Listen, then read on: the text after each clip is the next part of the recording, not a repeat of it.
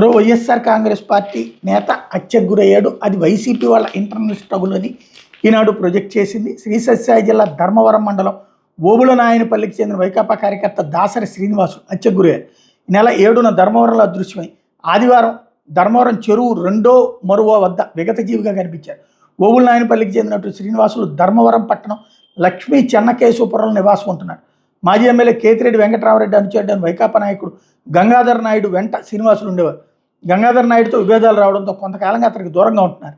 నెల 7న రాత్రి బోయ వీధిలో శ్రీనివాసులకు సమీప బంధువు అయిన రామచంద్రకు ఆర్థిక లావాదేవీల విషయంలో ఘర్షణ జరిగింది.